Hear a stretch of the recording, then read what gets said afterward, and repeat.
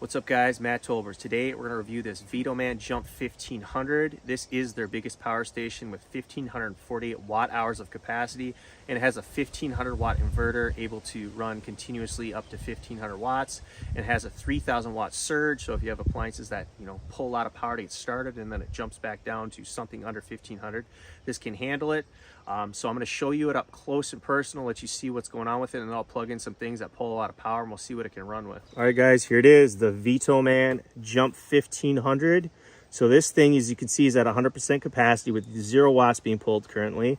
This thing has 2 USB-C ports. These are both 100 watt ports, so that's basically as fast as I've ever seen. Sometimes they're 60 watts.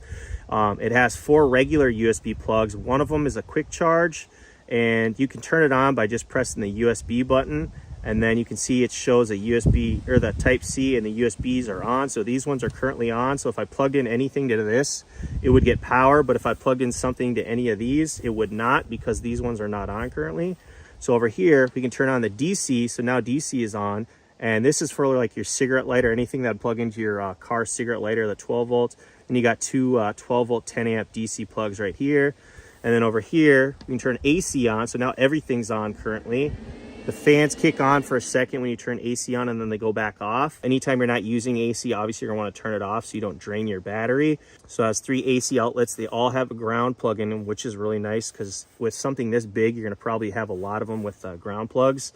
And I like the fact that these are spaced out quite a bit. Sometimes they're really close together and it's like hard to plug next to another one. I've had to experience that with some other power stations. It does have this jumper cable spot, which is like a feature that I don't think I've seen on any other power station.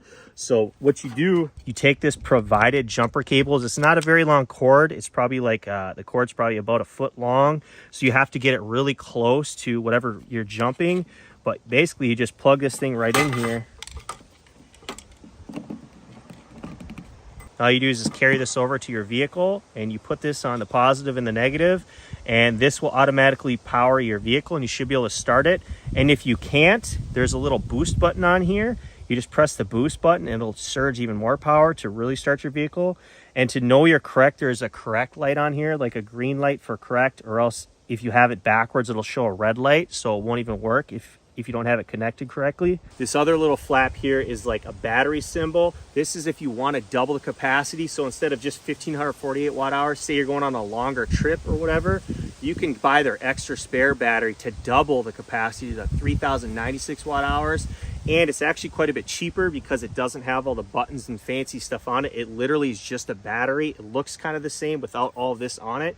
And it comes with the cord to plug into this, so automatically you're able to have twice as much capacity. It does come with this like carrying case for your jumper cables, and this is like your plug-in to plug into your car to charge it. It also has like a little manual in there, and then I think this is just kind of like a friendly safety tips or whatever. Has a little pouch right here where you can store some stuff. Here's the power brick, nothing fancy, but just a nice black power brick. There's the plug you plug into right here. Then obviously this is where you plug into your wall. The back of it, it's got a nice little light on it. You just press the little button. There's low, medium, high, and that's your strobe, and that's SOS, and then off. And it does have a nice fan spot on both sides to obviously cool it if it gets too hot. The other thing I really like about this is it does have those new lithium iron phosphate batteries, so they're way safer. It's a newer technology than those lithium ion batteries. I actually watched a video like 2 days ago where a lithium ion battery from like the back of like a little portable refrigerator, like a camping refrigerator, like started blowing up. They barely got it out of the truck in time, or the truck probably would have burned down. And it was like shooting off like fireworks. It could have burned down the forest. They were trying to stomp it out. It's making crazy sounds like fireworks going off or gunshots going off. Extremely scary. So these new lithium iron phosphate batteries are much safer. This thing has like 5 different mechanisms to keep itself from having any kind of issues. Like if it gets too hot, the fans start kicking on, obviously. If it gets even hotter than that, it'll shut off. Or if it's really, really cold below a certain temp, it'll also shut off. Also, it has like a safety feature for like overcharge and discharge. The other really good thing besides safety reasons to get the lithium iron phosphate batteries is because they last a lot longer. This thing does weigh 38.5 pounds. So this is not something you're gonna wanna be taking around like backpack camping. It's definitely something either you're gonna use like for vehicle camping or maybe if you are tent camping like super close to your vehicle or in your backyard or something. But it's also obviously really good for like power outages or stuff like that. But yeah, 38.5 pounds is definitely not something I recommend strapping to your back and walking 3.5 miles into the woods with. It does have like a high quality, nice hard plastic. I'm not sure what the name of that kind of plastic is, but the handle feels very sturdy. Has a nice little spot to like rest your phone on there. This is where you charge it with either AC wall outlet, your car charger, or else your solar panels. This is able to handle 200 watts of solar input. So either you can buy the Vtoman 100 watts, you can plug 2 into here to have full 200 watts charging, or else you could buy like Blue Eddy's 200 watt solar panel, and you could plug 1 into here to get the max up to 200 watts of solar charging. So with the AC wall outlet, you just plug it into one of these. It doesn't matter which one. And from my experience, it usually charges about 165 watts an hour, which takes you about 9 hours to fully charge this if this is completely dead. But I think it says to 80%, it takes about 5 hours based on their website. Same thing with a cigarette lighter. You just plug it into here, and obviously it's going to take longer, but you'd mainly just want to do that if like you're on a road trip or something like that, or you're driving from place to place. You're just like, I just want to charge it up a little bit more, kind of top it off. That would be a good time to use something like this. So if you were actually on a really perfect sunny day getting 200 watts of solar, then it would charge in probably like 8 hours, but obviously it's never perfect at getting exactly 200 watts. So you're probably looking at more like 10 hours, even on a pretty sunny day. It does come with these Vtoman stickers. I peeled one off and I put it on there, but you could put a different one on there, or you could just leave it off. This is the box that came in, still in like perfect condition because they actually put it inside another box that was like really tight on here. And you can see that was protecting the top, and then it was inside that bag, and then it had another big foam piece on the outside. Brought a few things that pull a lot of power, a lot more than your regular like LED lights, or you're just charging your drones or cameras or whatever, your laptop.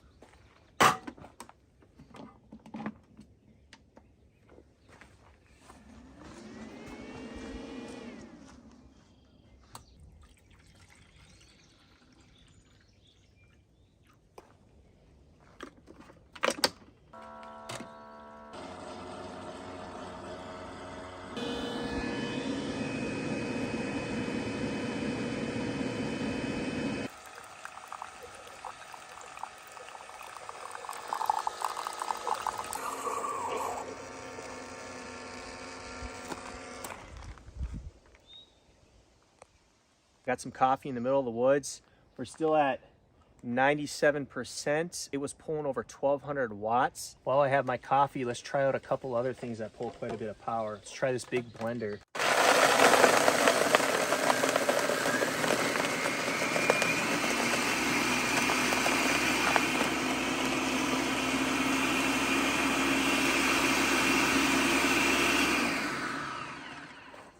Looks like it's pulling about 330 watts. No issue for the Vtoman. As you can see, we got a shop fan. I think this pulls about 80 watts an hour. It's been a while since I've used it, but this should last you all night. I did want to show something like this because I think this is a good idea for those that can't afford one of those portable ACs that pull a lot of power, but still want to be able to stay kind of cool in your vehicle if you're doing some van camping or maybe even tent camping. So let's turn this thing on and see how many watts it pulls. There's low.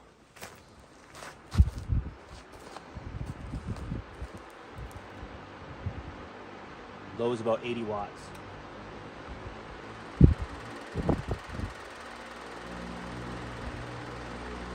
About 85 watts of medium.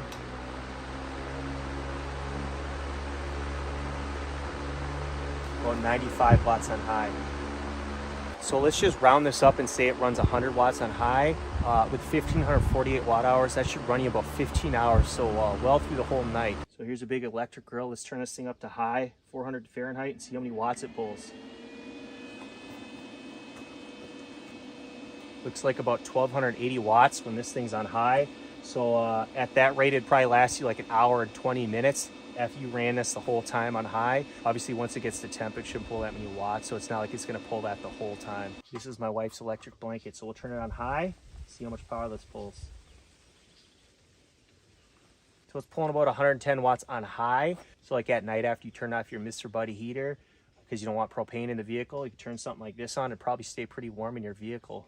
So far we're still at 95% even after these tests and making that coffee. This is gonna be the one that pulls the most power, a double toaster. So we'll do one at a time. So we're at about 750 watts. Now let's turn the other one on. This is gonna really push this thing. 1519.25. I don't know if it's gonna keep running this because this is technically above the continuous amount of power. We're still over 1500 watt. I wanna restart this with some toast in there.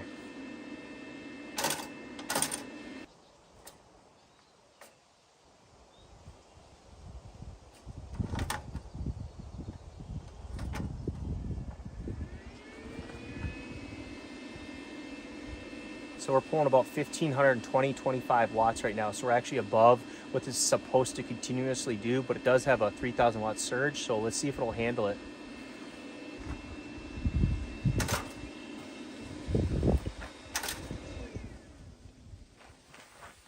Well, it made double toast at the same time. That pulled 1500, like 20-ish watts the whole time, and had no issues. The fans do kick on the whole time to keep the temp down for safety reasons, obviously, and to last longer. But it made our toast with no issues. Most power stations cannot handle this much power. Got some nice toast in the middle of the woods. They're not overcooked. They're just about perfect. Well, now I have my Zero Breeze Mark II AC, which is really good for vehicle camping, plugged into the Vtoman. Turn this bad boy on and turn it on the highest speed and the highest temp. Takes a little bit to kick in, and we'll see how she does. See, she's ramping up. It's down to 57 Fahrenheit. Pulling 77 watts. Let's even turn the light on this thing. So let's get this thing pulling as much power as we can. Look guys, we're up to about 107 watts. No problem for the Vtoman. I will tell you, this pulls at max speed on a super hot, humid day. The max this will pull is 240 watts. So long story short, you take 1548 and you divide it by 240, which I think will give you over 6 hours. So, and then if you want this thing to be on high all night, you can obviously buy the extra battery, and then you'll have this last all night on high with no issues. Well guys, after all that testing, we're still at about 88%. It's pulling 3 watts because I have the AC button still on. Now it'll turn off, 0 more watts. So all you have to do is just press these buttons to turn it on. There's no actual power on and off button you have to hold down, which I actually really like. Well guys, sun's getting a little bit lower. Just finishing up my coffee in the middle of the woods here. Mosquitoes are starting to come out because I'm in the shade. So final thoughts on this Vtoman Jump 1500. I actually really like it. You get a lot of power for a very good price, especially when you factor in the fact it has those lithium iron phosphate batteries, which are safer and longer lasting. If you wanted to, you can buy their other battery pack, which is actually quite a bit cheaper to double the power. And say the times you don't want to use that extra power, you don't have all that extra weight, which is nice. So it's like, hey, this time I'm only going on a 1-day trip, so I only need the one. Next one, maybe you're going a 2, 3, 4-day trip, so you bring the extra battery power. If you're just running like LED lights and charging your drones and stuff like that, the solar panels that plug into this should be fine. Now, if you want something that's going to be like off-grid, you want a ton of solar panels and you want tons of input power from the sun, this is not the power station to go with. Other than that, I really like it. And if you guys are into like van camping and just camping in general, then maybe check out my Tolbers Camping channel. I'll have a link in the description. This is my brand new review channel. So if you want to see more reviews of higher quality products that I think are worth your time, subscribe, and I'll see you guys in the next video. Peace.